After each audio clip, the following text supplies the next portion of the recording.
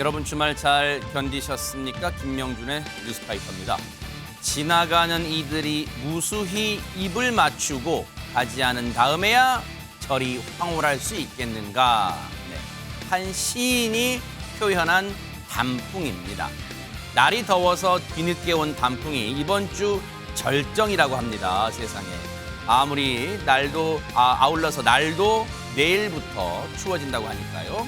감기 걸리지 않게 조심하셔야겠습니다. 단풍보다 더 황홀한 건 바로 내 가족, 내 동료니까요. 11월의 첫 월요일 김명준의 뉴스파이터 활기차게 또 단풍처럼 화려하게 시작해 보도록 하겠습니다.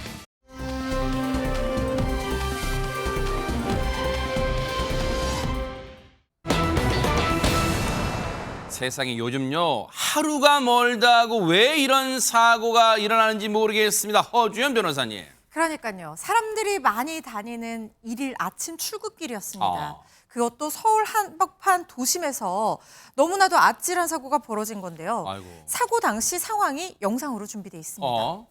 네네. 검은색 차량 한 대가 쏜살같이 달려갑니다. 그런데 보세요. 인도 위를 달리고 있는 상황입니다. 오. 빠른 속도로 돌진하더니 행인 2명을 가까스로 피하고는요. 지금 행인 2명 노란색으로 표시된 부분이에요. 예. 가까스로 피하고는 어머머머. 외벽을 들이받고는 멈춰서는 저렇게 지금 외벽을 겨우 들이받았습니다. 세상에. 그리고 나서야 겨우 멈춰서는 모습인데요. 행인들이 얼마나 놀랐겠습니까? 가던 길을 멈추고는 주변을 살피는 모습입니다. 아니 정말 저 상황은 어처구니가 없으면서도 전예현 평론가님 그야말로 하늘이 도와서요. 행인들을 가까스로 피했어요 진짜. 예, 그런데 일부 시민들은 피했는데요. 또 일부 시민들은 부상을 입었습니다. 아이고. 이 차량을 그러니까 가해 차량을 운전하던 사람, 그리고 오토바이에 타고 있던 우체국 집배원, 행인 2명, 이렇게 4명이 모두 부상을 입었는데 아이고. 그나마 다행인 건 생명에는 큰 지장이 없는 것으로 전해지고 아이고. 있습니다.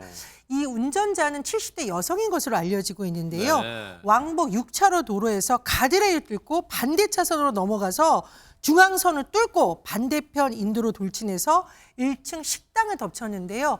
이 과정에서 파손된 곳이 한두 곳이 아닙니다. 그러겠네요. 바로 식당으로 한 게 아니고요. 병원 외벽, 담벼락에도 부딪혔고요. 주차 관리소까지 들이받았습니다. 그러다 보니 식당 유리창, 냉장고 다 파손이 된 상태이고 주차 관리소도 부서졌는데 어머나. 자, 근데 이게 출근길이었잖아요. 네. 만약 식당 안에 식사 시간이어서 식사하는 분들이 있으면 더 대형 사고로 번질 수 그러네요. 있었겠죠. 그나마 영업 중이 아니어서 식당 안에 있던 사람은 많이 다치지 않은 것으로 전해지고 있는데 하지만 이게 출근길이었기 때문에 많은 행인들이 정말 놀랬다. 내가 피해자가 될 수도 있었겠다. 이런 그러니까요. 반응이 나오고 있습니다. 왜 안 그러겠어요. 당신이 현장에서 사고 당시 상황을 목격하신 분의 생생한 얘기 좀 들어보시고 이어가 보도록 하겠습니다. 굉음 같은 일반 차량에서 날 수 없는 소리의 엔진 소리를 듣고 밖에 나가서 타이어는 터져서 빠져나온 상태고요. 그리고 에어백은 문이 열렸을 때 다 터져 나와 있었고 충격음이 상당히 컸죠. 찬찬히 정신을 차리고 앞서 영상을 다시 보니까 전예현 평론가님 설명도 있었지만 세상에 저 상황이 어떤 상황인지 여러분 보셨죠?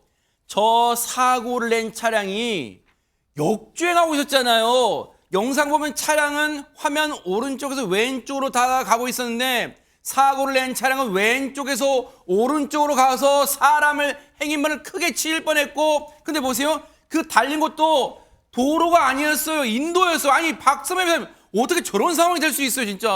이 경찰 조사 결과 운전자는 술을 마신 것도 아니고 약물을 복용한 상태도 아니었습니다. 그렇다고 급발진을 주장하고 있지도 않습니다. 다만 현재로서는 경찰 70대 여성 고령 운전자인 만큼 운전 부주의에 초점을 맞추고 있는데 입원한 운전자를 상대로 조만간 사고 경위를 정확하게 파악할 예정입니다. 이 사건에서 피해자들 경상에 그친 것으로 보입니다만 중앙선 침범 또는 인도에서의 보행자 보호 의무 위반에 해당할 여지가 다분해서 형사처벌이 불가피합니다. 형사처벌이 불가피한 만큼 경찰은 사고의 원인과 경위를 정확히 밝혀내야 합니다. 이건 사고 경위를 반드시 밝혀야 돼요. 물론 이 사고로 고령의 운전자라고 해서 한간에 또 네티즌 분들 중에 고령의 운전자 운전면허법 자진 반납했나 그런 목소리 이어지져서는 단편적으로 이어져서는 안 돼요. 반드시 사고 경위와 원인은 밝혀낸 다음에 뭔가 비판과 그런 게 이어져야 되지 않을까 그런 생각해 봅니다.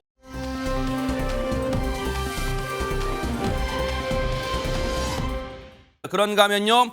주말 사이에 아찔한 사고가 또 있었다면서요. 하재근 평론가님. 예, 지난 주말에 대낮에 서울 강남의 한복판에서 진짜 아찔한 사건이 있었습니다. 어허. 이번에는 차량 한두 대 부딪힌 정도 수준이 아니었습니다. 어머나. 당시 사건의 모습이 영상이 있는데 영상으로 이제 보시면 네네. 흰색 승용차 한 대가 방향을 틀더니 다른 차량을 추돌합니다. 근데 이 차량이 저기서 멈추지 않고 어머머. 이번에는 또 화단까지 올라가는 모습이 나타나는데 어머머, 네네네. 화단에 올라가니까 이제 한 시민이 아이고, 달려가서 올라가네, 진짜. 쿵쿵쿵. 이제 차 네. 운전석의 문을 열려고 시도를 하거든요. 어허. 근데 운전석 문은 굳게 닫혀 있는데 그래, 안 열리네, 지금 안 열려네. 그렇습니다. 저렇게 멈춰져 있던 차량이 네. 후진으로 화단에서 또 내려옵니다. 또 움직여요? 네, 후진으로 내려오면서 어머머. 저 다음에 또 그대로 가만히 있는 것이 아니라 이번에는 또 역주행을 시작합니다. 네네. 그러면서 차량을 피하려는 오토바이를 어머머. 또 들이받고 그대로 달아나고 말았습니다. 아니 지금 영상 보시면 알겠지만 훤한 낮 시간이에요. 그리고 지금 도로도 지금 도심 한복판이 도로도 몇 차로가 돼 있는 곳이잖아요. 지금 어쩌다 저런 일이 일어난 거예요? 그러니까요. 지금 이제 여러 가지 조사들이 이루어지고 있는데 먼저 사고를 말씀을 드리면 영상 보면 다른 차들이 계속 서 있잖아요. 네. 정차되어 있는 차들을 7대를 추돌을 했어요. 어머나. 그리고 나서 오토바이까지 추돌을 했으니까 총 6중 추돌 사고가 일어난 어머나. 겁니다. 그런 사고를 일으켰는데 20대 여성 운전자예요. 또 20대 여성 운전자가 이런 사고를 발생을 시켰는데 네. 문제는 이게 막무가내로 멈추지 않다 보니까 한 시민이 달려가서 문을 열고 강제로 내리게 해서 본인이 브레이크를 밟아서 멈추게 한 거예요. 아하. 저 장면은 지금 나오지 않았지만 네. 처음에는 문이 안 열렸지만 나중에 문을 열고 시민이 여성을 내리게 하고 본인이 타서 브레이크를 밟아서 결국 멈추겠다는 거 말씀을 드리면서 네. 이게 이제 문제는 뭐냐면 음주냐 지금 음주도 보세요. 아니에요. 아수라장 된 거 사고 예, 주변이 맞습니다. 아수라장이 돼 있어요. 예. 그야말로 강남 한복판 연예네 그렇습니다. 말씀하세요. 근데 문제는 음주는 감지되지 않았고요. 네. 마약 간이 검사도 했는데 여기서도 음성이 나왔어요. 어머나? 음주도 아니고 음성도 아닌데 왜 저런 행동을 했을까? 이 20대 여성 운전자 경찰 조사 과정에서 뭐라고 얘기했냐면 불면증을 겪다 보니까 신경 안정제를 복용해서 정신이 없는 상태였다라고 진술을 하고 있는 것으로 알려지고 있습니다.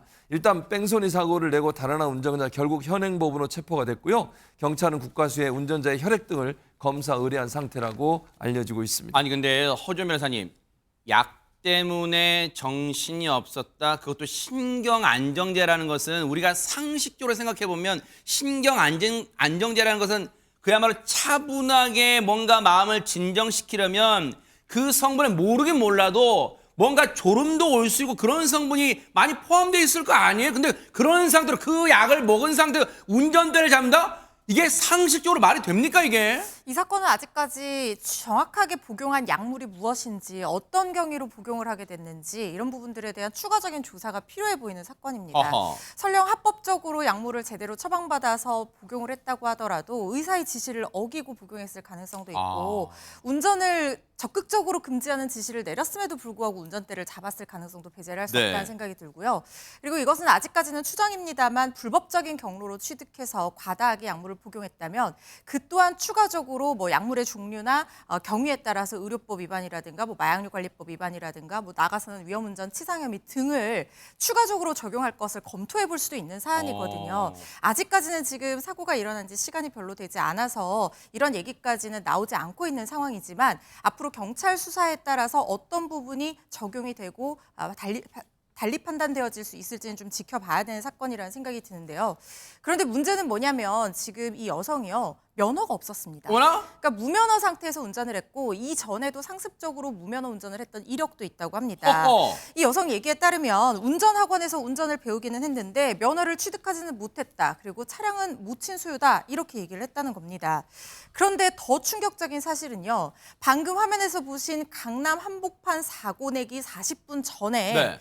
굉장히 멀리 떨어져 있어요. 송파구 거여동에서 1차로 사고를 내고 도주를 해서 강남역에서 2차 사고를 낸 걸 보신 겁니다. 세상에. 40분 전에 송파구의 한 주택가에서 아이가 탄 유모차를 밀고 가던 바로 저 장면인데요. 네. 그 엄마를 치고 달아난 거예요. 어머나. 아무런 구호 조치도 하지 않았습니다. 세상에. 다행히 아이와 엄마는 크게 다치지는 않은 것으로 알려졌고 지금 오늘 어머, 저 보세요. 아이고, 지금 그 엄마가 쫓아가다 지금 중도에 포기한 거예요. 그 장면이 이제 네, 말씀하세요. 네. 그렇습니다. 굉장히 주택가에서 이 이면도로에서 지금 엄마와 아이를 치고 아무런 조치도 하지 않고 그냥 달아난 상황으로 보이는데 세상에. 지금까지는 파악된 바로는 11명이 지금 다쳤다고 하고 그나마 다행히 사망한 사람도 없고 아주 크게 다친 사람도 없다고는 하지만 일단 경찰은 사안의 중대성 등을 감안해서 특가법상 도주치상 등 혐의 그리고 교통사고 처리 특례법상 이 위험운전 업무상 과실치상 혐의를 적용해서 구속영장을 신청한 상황입니다. 자, 무면허예요. 거기다 뺑소니 사고, 뺑소니라는 것은 죄질이 정말 안 좋은 거예요. 그런 저 인간이, 저 여성 운전자가 오늘 오후에 구속 전 피의자 신문, 이른바 구속영장 심사를 받으러 출석했어요. 그 모습 보시고 이어가 보도록 하겠습니다. 사고 내고 왜 도주했습니까? 신경안정제 복용한 게 맞나요? 피해자한테 하실 말씀 없습니까? 의사 처방받아서 복용한 거 맞나요? 어처구니가 없어요. 물론 정확한 건 뭐 구속 여부도 봐야겠지만요. 정확한 앞으로 재판받고 따져봐야겠지만요. 여러분 건강검진 때 수면 내시경만 해도 병원에서 절대 운전을 귀가하지 말라 그렇게 당부를 해요. 그만큼 신경 뭔가 잠이 올 수도 있고 그런 위험성이 있기 때문에. 근데 신경 안정제를 복용한 사람이 저렇게 운전한다? 이건 반드시 과실 여부도 밝혀내서 이건 법의 처벌 무겁게 내려지길 또 기대를 해보고요. 구속 여부도 오늘 오후 늦게 결정될 것으로 보입니다. 뉴스파이터가 눈 부릅뜨고 따라붙어 보도록 하겠습니다.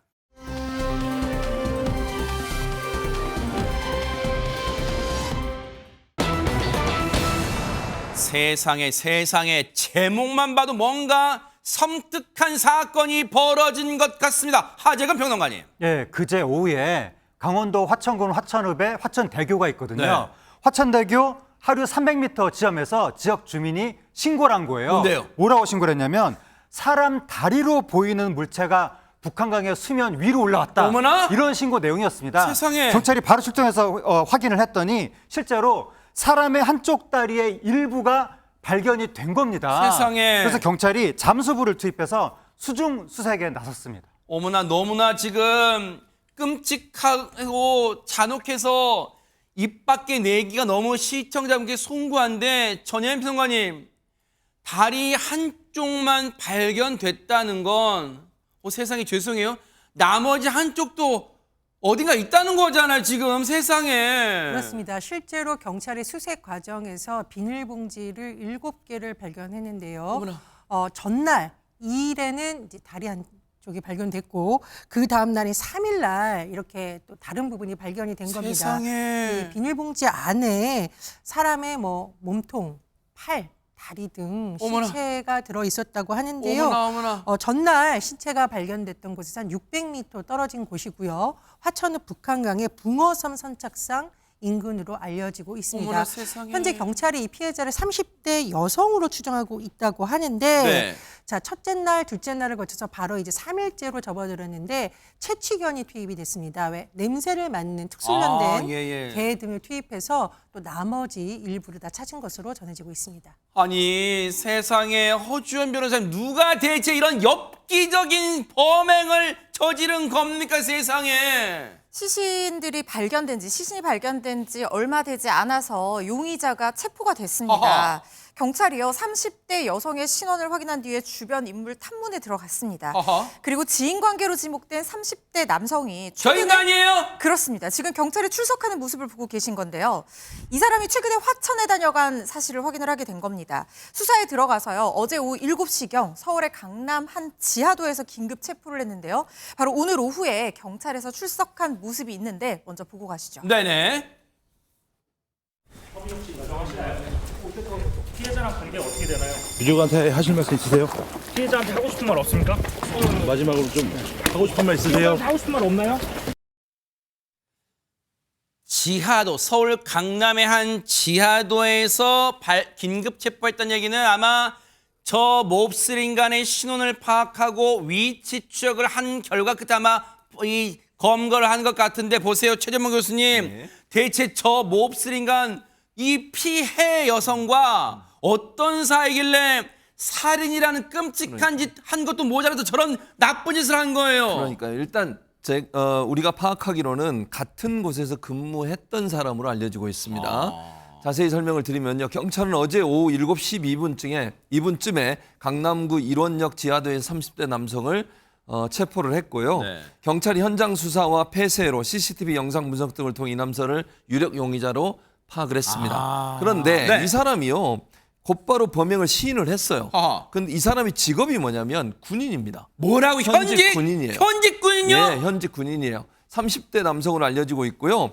일단 이 사람이 진급, 그러니까 중령 진급 예정자라고 그럼 합니다. 장교잖아요. 장교죠. 그러니까 소령인데 아마 중령 진급이 예정돼 있는 걸로 보여지고요. 어허. 그리고 이 여성, 피해 여성은 남성과 함께 같은 부대에서 근무했던 사람인 것으로 알려지고 그럼 있습니다. 군인일 수도 있고 군무원일 수도 있고. 그렇죠. 현재까지는 군무원으로 알려지고 있습니다. 아. 30대 여성이고요. 전 군무원인데 네. 범행이 발생했을 당시에는 군무원으로 근무하고 있었지만 아하. 지금은 이제 그만둔 상태라고 아. 해요. 근데 아마 그 당시에 군무원으로 근무할 때 두 사람이 같은 사무실에서 근무를 했고 아는 사이였고 친한 관계였다라고 하는 것이 지금까지 밝혀진 내용입니다. 물론 친하게 지냈던 사이로 알려졌다예요. 왜냐하면 친했다는 것도 사실 유족분들 입장에서는 이거 불쾌할 수도 있고 경악스러울 수도 있고 부인할 수도 있는 거니까 이거는 단정할 수 없지만 어쨌든 친한 사이였던 것으로 알려졌다는 거예요. 지금까지는. 그런데 보세요. 아니 그러면 지금 알려진 내용으로만 보면 박성배 변호사님 같은 근무지 군인과 현역 군인 장교와 군무관으로서 근무할 때 친하게 지냈을 정도면 아니 왜 이런 끔찍한 일을 저지른 겁니까? 경찰에 따르면 이 남성은 지난달 25일 오후에 군부대 주차장에 있는 차량 안에서 피해자와 말다툼을 벌인 끝에 살해한 것으로 알려졌습니다. 세상에. 물론 아직까지는 이 사건의 전반적인 재구성, 남성의 진술을 토대로 할 수밖에 없습니다. 이후에 이 남성, 여성의 시신에 옷을 덮어 방치한 후에 당일 저녁 9시경에 주거지 인근 공사장에서 사체를 훼손합니다. 이런저런 고민과 생각이 상당히 많았을 것입니다. 그리고 다음 날 오후 9시 40분경 화천 북한강 일대를 찾아서 사체를 은닉하게 되는데 이 봉투가 떠오르지 않게 시신과 돌덩이를 함께 넣어 어머나. 유기했다고 합니다. 어머나 세상에. 또 범행 후에는 마치 아무 일도 없었던 것처럼 전근 신고 등 근무도 이어온 것으로 알려졌는데 사람이에요 이거 사람? 두 사람 모두 강원도 지역 거주민은 아닙니다. 이 남성이 왜 하필 화천에서 시신을 유기했을까? 통상 자신이 잘 알고 있는 장소를 고르기 마련인데 아니나 다를까 약 10여 년 전에 화천 일대 군부대에서 근무한 이력이 있어서 이 일대 장소를 잘 알고 있었던 것으로 풀이됩니다. 이 남성은 말다툼을 하던 중에 격분에 우발적으로 범행을 저지른 것으로 진술하고 있는 것으로 알려져 있지만 두 사람의 관계나 갈등 요소, 사전에 범행 시도 정황 등은 전반적인 조사를 시도해 봐야 할 것으로 보입니다. 아직은 사건 초기라고 할 수 있습니다. 맞아요. 그렇기 때문에 시청자분들도 그런 생각하실 거예요. 허주현 변호사님. 물론 이런 엽기적 범행을 한 건 진짜 천인 공노할 짓이기 때문에 절대로 요만큼도 용서돼서는 안 되는 범죄인데 그 범행 동기가 선뜻 이해가 안 된다 하시는 분 많으실 거예요. 한때 친했던 사이라고는 하지만 차 안에서 고작 말다툼했다고 사람을 죽이고 사람의 목숨을 빼앗고 거기에다가 이런 정말 그 시신을 이렇게까지 훼손한다? 이게 말이 돼요? 이게 이해가 됩니까? 허준 변호사님. 통상적인 상황에서는 이해되기 어려운 앞뒤가 맞지 않는 그런 변명이라는 생각이 드는 게 홧김에 다투다가 우발적으로 사람이 사망하는 경우에 이르렀다고 하더라도 일반적인 경우에 그 사체를 손괴해서 유기하는 행위를 벌이는 사례는 흔히 찾아보기 어려운 사건이에요. 네. 그렇기 때문에 이 범행이 굉장히 잔혹하다는 생각이 들고 뭔가 두 사람 사이의 관계가 어땠는지 그리고 이 피해자가 하는 얘기 말고 구체적인 수사를 통해서 정확한 두 사람 사이의 관계라든가 범행 동기, 경위 이런 것들을 수사를 해볼 필요가 있다는 생각이 들고요. 지금 이 사람이 범행의 사실관계 자체는 인정하지만 범행 동기를 싸우다가 우발적으로 살해했다라고 주장을 하고 있기 때문에 이 사건 나중에 법정에 가서 살인이 아니라 상해치사를 주장할 가능성도 배제를 할 수가 없어 세상에 보입니다. 저런 몹쓸 인간이네. 그 부분이 이제 다툼의 쟁점이 될 수가 있기 때문에 수사를 통해서 이 부분 좀 철저하게 사실관계 파악이 필요해 보인다는 생각이 들고요. 네. 특히 사체 손괴나 사체 은닉 같은 경우에는 이 혐의가 별도로 7년 이하의 징역형으로 규정이 되어 있는 그런 범죄입니다. 살인 행위를 저지르고 또 다른 추가적인 범행에 나아간 상황이기 때문에 굉장히 중형이 예상되고 있는 그런 상황인데요. 이 남성에 대한 구속영장을 경찰이 신청할 계획이라고 합니다. 그리고 신상 정보를 공개할 건지에 대해서 경찰이 검토를 하고 있다라고 당연히 해야 되는 거 아니에요? 저런 인간은? 이 사건 자체가 중대범죄에 따른 신상 공개 요건에 모두 해당하는 범죄라는 생각은 듭니다. 저게 인간 사람 저게? 그렇습니다. 그 본인이 뭐 범행 자체를 인정을 했기 때문에 죄를 범했다고 믿을 만한 그런 증거가 충분한 상황이고 너무나 잔혹하고 피해가 굉장히 중대한 사건이긴 하지만 이 두 사람, 그러니까 피해자와 피의자의 관계에 따라서 피해자가 피의자의 신상이 공개됐을 때 추가적으로 신상이 공개되는 2차 피해를 입을 우려를 배제를 할 수가 없습니다. 그래서 아마 신상공개위원회가 개최가 된다고 하더라도 피해자 유족들의 의사가 어떤지에 따라서 이 두 사람의 평소 사이가 어땠는지에 따라서 신상공개 여부는 달라질 가능성도 배제할 수 없어 보입니다. 경찰이 종합적으로 그리고 다각도로 수사하겠지만요. 말다툼 끝에 우발적으로 홧김에 살해했다. 이걸 누가 믿을 수 있겠어요? 그런 다음에 이렇게 시신을 이렇게 엽기적 방법으로 훼손한다. 그리고 그걸 들키지 않으려고 그 시신이 담긴 비닐을 돌덩이에 묶어서 떠오르지 않게 했다. 그렇다면 이 인간 분명히 뭔가 캥기는 구석이 있을 거예요. 그렇다면 단순 말다툼이 아니라 혹시 피해자와 금전적 거래는 없었는지 등등을 다 종합적으로 다 들여다볼 필요가 있다고 봅니다. 아마 경찰이 다각도로 수사 벌일 거라 생각합니다. 이 사건 뉴스파이터 눈 부릅뜨고 따라붙어 보도록 하겠습니다.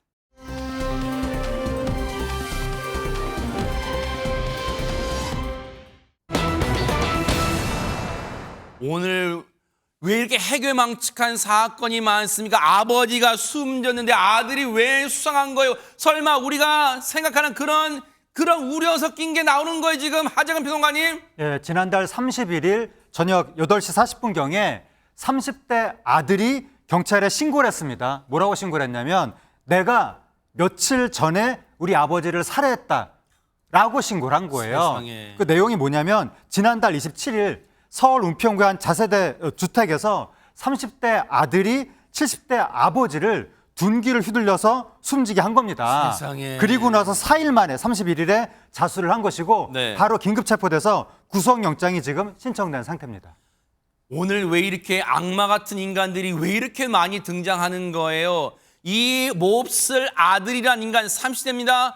구속 전 피의자 심은 영장실질심사를 받으러 출석한 모습 보시고 이어가 보도록 하겠습니다.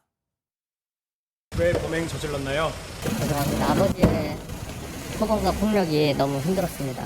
가정폭력 있었나요? 네, 평생 있었습니다. 어떤 폭언과 폭력이었나요? 저를 죽인다고 하시고 끓는 물에 끼얹는다고 하시고 어머니에게도 저에게 했던 것과 똑같은 폭언과 폭행들이 이어졌습니다. 지금요. 죽은 자는 말이 없다는 말처럼 피해자인 이 아버지란 사람은 지금 숨졌기 때문에 뭔가 이 전후 관계를 들을 수가 없어요. 그렇다고 저 인간이 아들이란 인간이 저 입에서 저 나오는 말 고지고대로 다 믿을 수는 없잖아요. 현재로서는 알 수가 없죠. 경찰이 조사를 한다고 생각을 하고요. 현재 이제 그 아들의 주장만 말씀을 전해드릴 수밖에 없는데 30대 아들이고요. 살해를 한 30대 아들이 경찰 조사부터 줄곧 가정폭력을 계속 주장을 하고 있습니다. 그리고 이제 가정폭력으로 어머니를 괴롭혀온 아버지가 범행 당시에도 술값을 달라면서 욕을 하고 어머니를 때리자 둔기로 살해를 했다라고 본인은 얘기하고 있고요. 네. 실제로 사망한 이 70대 아버지는 지난 2017년과 2021년에 아들을 협박하고 폭행한 혐의로 입건이 된 적도 있었다고 합니다. 그렇다면 지금 이 끔찍한 범행을 저지른 이 30대 아들이란 몹쓸 인간의 말만 들을 수는 없죠. 그렇다면 혹시 이 가정이 평소 어땠는지 주변 분들 얘기도 마저 들어보시고 이어가 보도록 하겠습니다. 남자 술 먹고 행패 부린다고. 술을 먹었다 하면은 길에서 자요. 빨리 약 먹어 안 되겠다고 대리미를 벽에다 깨뜨려 버린 거야. 자, 주변 분들의 얘기까지 종합을 해보면 정황상 숨진 피해자인 70대 남성, 이 가해자의 아버지란 사람입니다. 허주연 변호사님, 평소에 술 문제로 가정뿐 아니라 주변에 보기에도 뭔가 곤란을 일으킬 그런 소지가 다분했던 것으로는 보이기는 하지만, 그렇다고 하더라도 자기의 아버지를 죽인 죄가 정당화될 수는 없을 거 아니에요? 당연히 그거는 이유가 될 수가 없습니다. 그러니까 이 불법에 불법으로 대응하는 게 늘 옳지 못하다고 제가 말씀드리지만, 이런 가정폭력이 사실은 장기간 피해자의 영혼을 부수는 범죄는 맞습니다. 그렇지만 그렇다고 하더라도 그냥 따로 나와서 살든가 합법적인 테두리 안에서 도움을 청하고 문제를 해결하려고 해야지, 이걸 살해라는 행위로 되갚는다는 것은 정말 있을 수가 없는 일이고 죗값을 치러야 되는 부분임은 분명합니다. 지금 존속살해 혐의를 받는 이 30대 남성이요, 법원에서 도주할 우려가 있다고 하면서 구속영장이 발부가 된 상황인데요. 이렇게 이 아버지의 장기간 가정폭력에 시달려온 이런 살인 행위는 참작 동기 살인이라고 해서 동기에 어느 정도 참작은 됩니다. 그렇지만 존속인 피해자를 살해했기 때문에 이것이 또 하나의 가중 요소로 작용을 할 수가 있게 되고, 양형위원회에서도 5년에서 8년 정도로 양형을 권고를 하고 있거든요. 중형이 예상되는 범죄이기 때문에 도주 우려가 있다라고 판단한 것으로 보입니다. 100번 양보해서 가정폭력에 시달려온 그 정신적 고통, 신체적 고통 이루 말할 수 없었겠죠. 본인도, 그리고 본인의 어머니라는 분도. 그렇다고 이 범죄를 용서하거나 이 형량을 낮춰서 처벌한다면 이게 또 다른 모방범죄나, 그리고 우리의 경각심을 무너뜨리는 일이 되지 않을까요? 그런 생각해 봅니다. 법은 법대로 처벌이 내려져야 한다, 이런 생각하고요.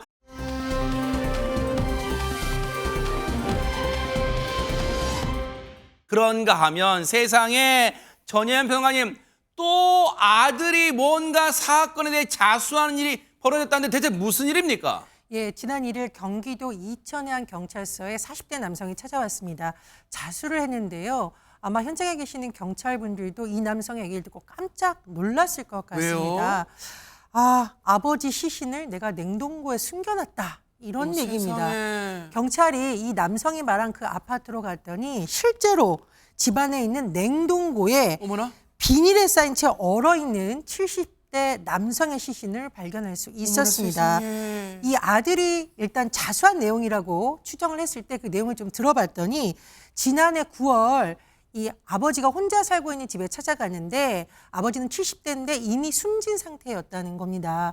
그런데 일반적으로 그러면 우리가 신고를 하거나 119 구조 요청을 그렇죠. 하는 게 일반적인데, 이 남성은 아버지의 시신을 비닐로 꽁꽁 싼 다음에 집안 냉동고에 숨겼고요.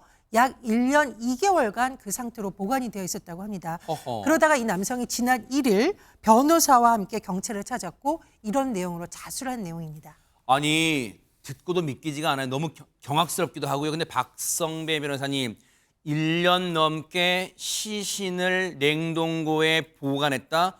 그런데 지금에 와서 자수를 했다. 이거 어떻게 봐야 되는 거예요? 이 40대 아들은 지난해 9월에 아버지 시신을 발견합니다. 이 아들 진술에 따르면 혼자 사는 아버지 집에 방문했다가 아버지가 숨진 것을 확인했지만 재산 문제 등으로 인해서 다른 가족과 소송이 진행 중이라 아버지 사망 사실을 늦춰야 할 필요성이 있어서 시신을 숨겼다고 진술했습니다. 사실 친척들이 올해 아버지를 경찰에 실종 신고했는데, 실종 신고가 접수되면 그 신원을 추적하기 마련이고 그 과정에서 이 아들의 사체 은닉은 발견될 수밖에 없습니다. 압박감을 느껴서 자수한 것으로 볼 수밖에 없는데, 경찰은 일단 사체 은닉 혐의로 아들을 입건해서 이 다른 가족과 소송을 진행 중이었다는 아들 진술의 신빙성을 확인하고 있습니다. 어찌되었건 보도된 해명이 두루뭉술한데 사실을 사실대로 드러낼 수 없었던 사정, 그 행위의 동기 자체가 순수하지는 못합니다. 아니, 근데 허주연 변호사님, 아버지가 사는 아파트에 가봤더니 아버지가 이미 숨져 있었다더라. 그런데 그래서 그 시신을 바로 신고하지 않고 냉동고에 보관하고 있었다. 아니, 근데 이 말을 고지고대로 들을 수는 없잖아요. 이거 뭔가 부검 같은 사망 원인을 밝혀내야 되는 건 아니에요? 수사기관에서도 바로 그런 부분을 충분히 의심하고 있는 것으로 보입니다. 그래서 시신을 부검을 했는데요. 국가수의 70대 아버지 시신 부검을 의뢰를 해서 결과가 발표가 됐는데 심장질환과 콩팥질환이 확인이 됐고 심장마비로 인한 사망 가능성이 있어 보인다는 소견이 나왔습니다. 그렇지만 아직까지는 좀 더 봐야 되는 것이 정밀검사가 필요한 상황이라는 거예요. 네. 특히 시신의 외력 손상이 확인이 되지 않았고 부패로 인해서 신체의 타박상, 그러니까 혹시나 이 구타행위나 이런 게 있었을 가능성도 배제를 할 수 없으니까 타박상 같은 것들을 확인도 한 것 같은데 일단 부패로 인해서 타박상까지는 확인이 어려운 상황이어서 타살 등 범죄 혐의점이 지금까지는 확인되는 상황은 아니다라고 합니다. 하지만 향후에 약동물 검사 그리고 알코올 검사, DNA 감정 같은 추가적인 정밀 검사를 통해서 정확한 진상을 규명할 예정입니다. 아니 근데 뭐 추가적인 이 사망 경위와 이 사건은 진행이 되어 봐야겠지만 그에 앞서서 이 아들이란 사람요. 이 아버지가 홀로 만약에 고지고대로 믿는다면요. 아버지가 홀로 목숨을 끊은 그 상황도 아버지 입장에서 정말 외롭고 서러웠을 텐데 그 시신을 정말 마지막 가는 길에 따뜻하게 가족들이 장례를 치르지 못할 망정 그걸 냉동고에 넣어놔요? 그것도 가족 간에 재산 다툼이 있었다고? 그게 사람이 할 짓입니까 그게? 반드시 이 부분은 법의 처벌 면밀히 검토해서 내려지기를 기대를 해보도록 하겠습니다.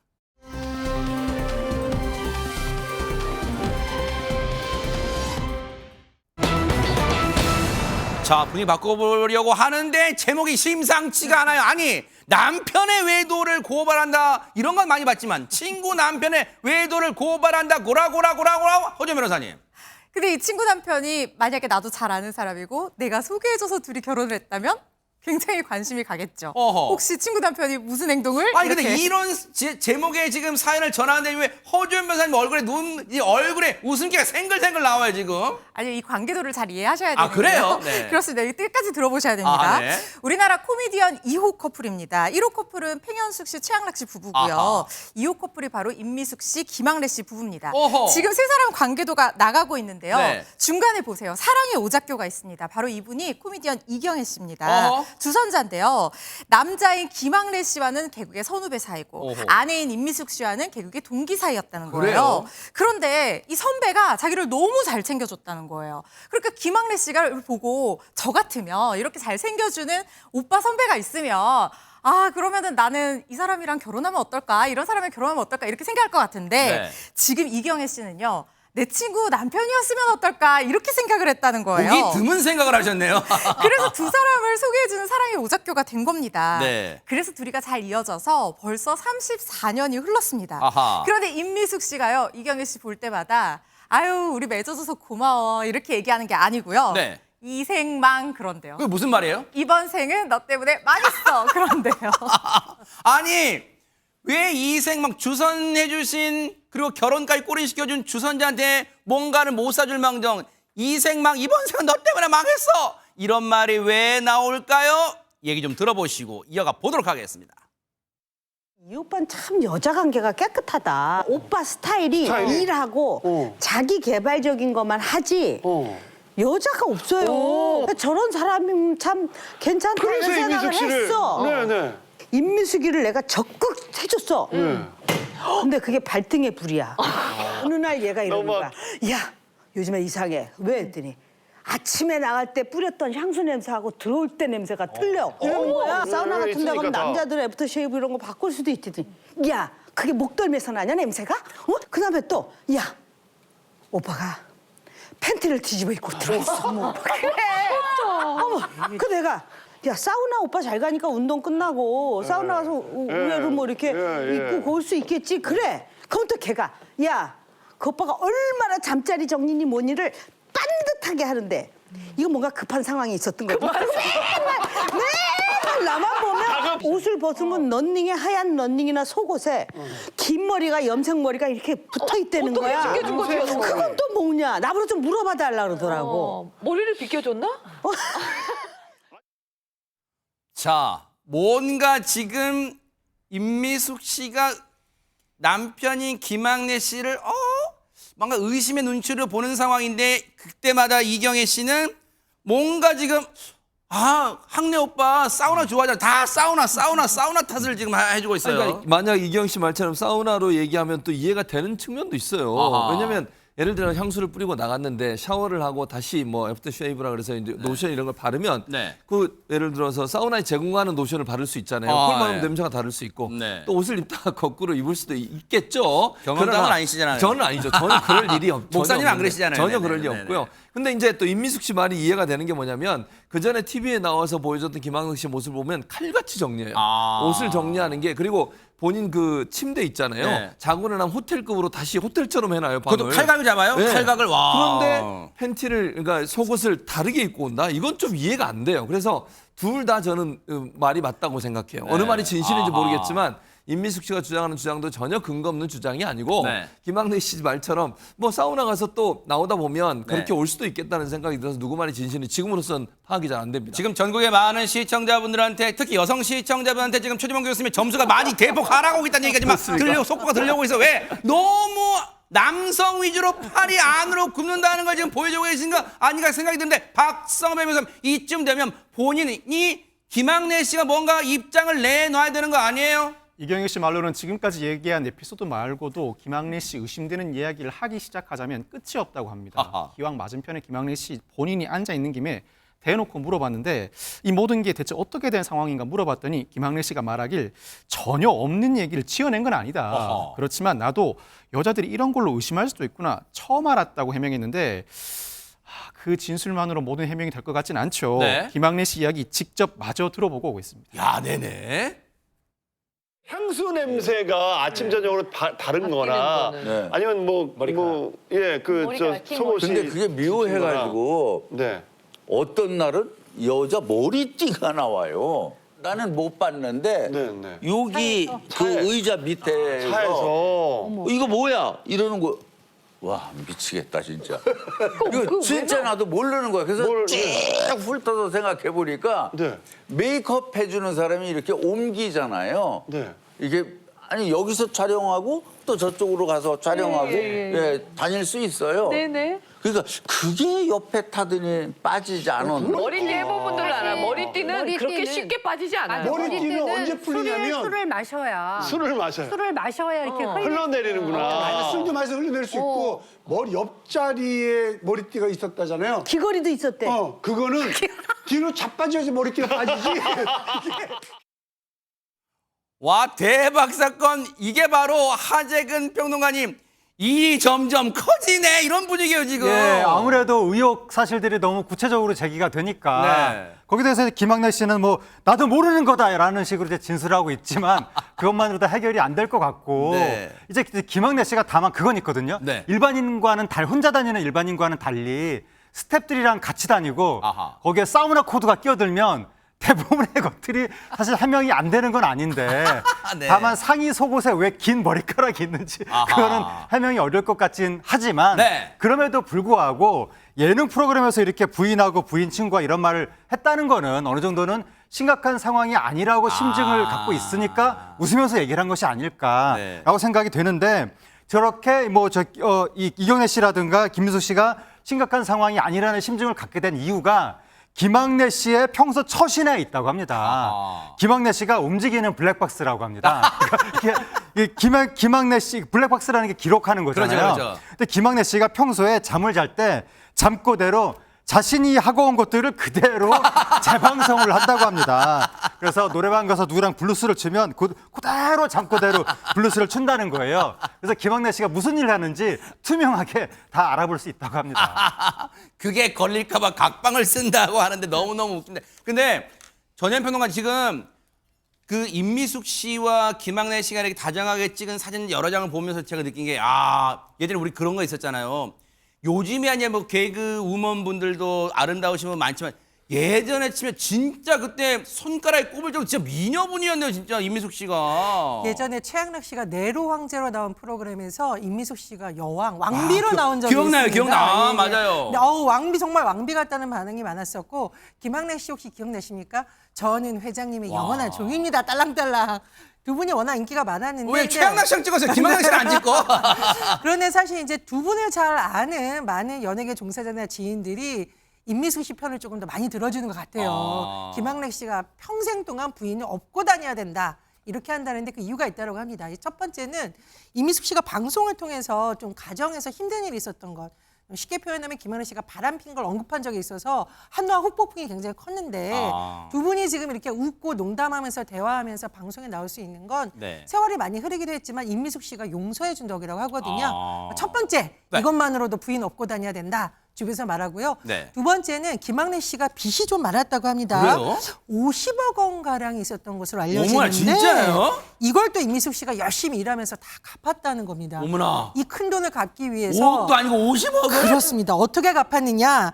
피자집도 하고 한식당도 하고 카페도 하고 제가 찾아보면 중식당이 또 굉장히 유명했었거든요. 아. 22년째 영업 중이라고 합니다. 네. 근데 두 분이 굉장히 재미있는 말씀을 하셨는데 네. 왜 미사리 카페 했다고 했잖아요. 네네네. 그렇다 보니까 아무래도 좀 불륜 커플을 많이 봐서 우린 불륜 감별사 같다.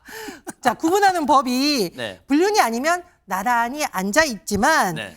불륜이면 나란히 앉아서 손깍지를 끼고 있고요. 일반적인 부부들은 그냥 말없이 강물만 바라보고 있다. 이렇게 농담을 하셨다고 네. 했는데 두 분이 참 그동안 고생 많으셨죠? 앞으로는 좋은 일만 많았으면 합니다. 아니 꼭 이제 우리 시청자분 네티즌분들은 엉뚱한 곳으로 이제 이 발상의 전환이 가잖아요. 오늘부터 혹시 미사리 카페 가신 분들은 저 잠깐 앉은 저 두 사람 저 김학래 씨와 임미숙 씨 얘기 따르면 저 두 사람들은 이렇게 또 하실 거 아닌가 모르겠는데 어쨌든 그 두 사람이 우여곡절을 잘 견뎌왔기에 지금은 어느 연예인 커플 못지않은 인꼬 부부가 돼 있지 않는가. 김학래 씨와 임미숙 씨 앞으로 또 멋진 삶, 멋진 인생 기대해 보도록 하겠습니다. 멋집니다.